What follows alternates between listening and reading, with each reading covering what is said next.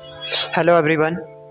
सो मैं आपको आज अपना एक जर्नी के बारे में बताना चाहूँगा जो मैंने इन 2 महीनों में जिम के बारे में सीखा है और क्या मैंने गेन किया, क्या मेरी गलतियाँ थी। सो फर्स्ट ऑफ ऑल, जब मैंने जिम शुरू किया तो मेरा जो वेट था वो अराउंड 47 केजी था।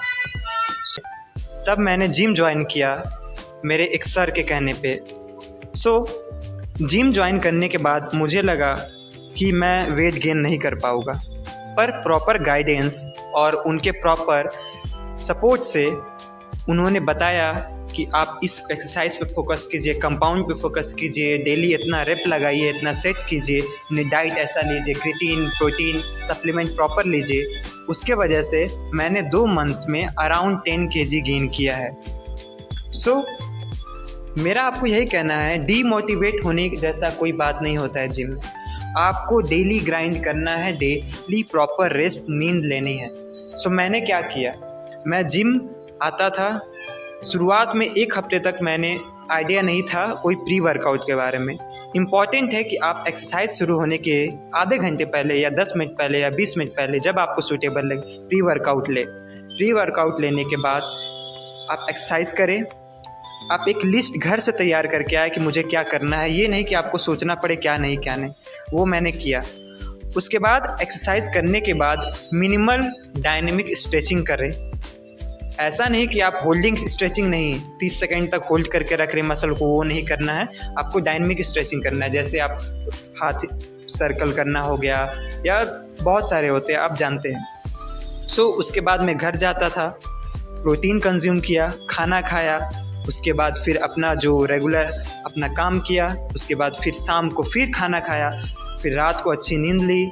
10 बजे सोते हैं और सुबह 6 बजे के अराउंड नींद खुल जाता है। फिर ब्रेकफास्ट किया जस्ट उठते के साथ, और मॉर्निंग में चाहे तो आप ग्लूटामिन पानी के साथ ले सकते हैं या फिर प्रोटीन शेक के साथ दोपहर में।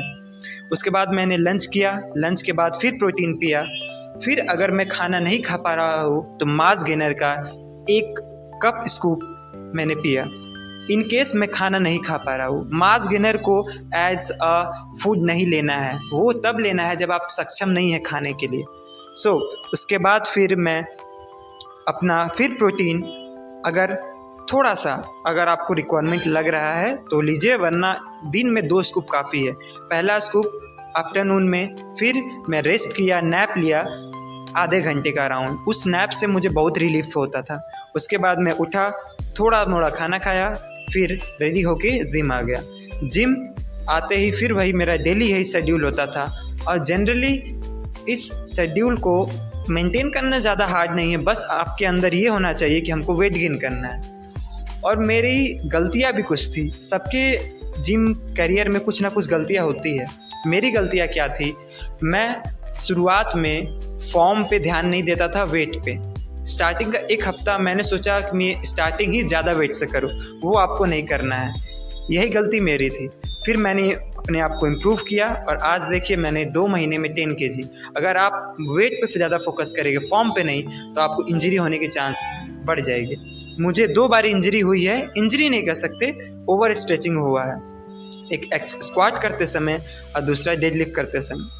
आपको मोस्ट इम्पॉर्टेंट ध्यान रखना है कि डेडलिफ्ट आप प्रॉपर फॉर्म में करें, क्योंकि नाम में ही है उसका खतरा छिपा हुआ है डेडलिफ्ट। क्योंकि एक बार आपका स्पाइन इंजर्ड हुआ तो आप फिर बहुत मुश्किल हालात में पड़ जाएंगे, और आपका जिम का जो मसल ग्रोथ लॉस होगा वो अलग, पैसे खर्च हो गए अलग, और जो हेल्थ का लॉस होगा वो अलग। आपको इन बातों का ध्यान रखना है। और जिम के दौरान हमेशा पानी पीते रहिए और यही टिप्स को फॉलो कीजिए अगर आपको भी बॉडी बिल्डिंग करना है तो। धन्यवाद।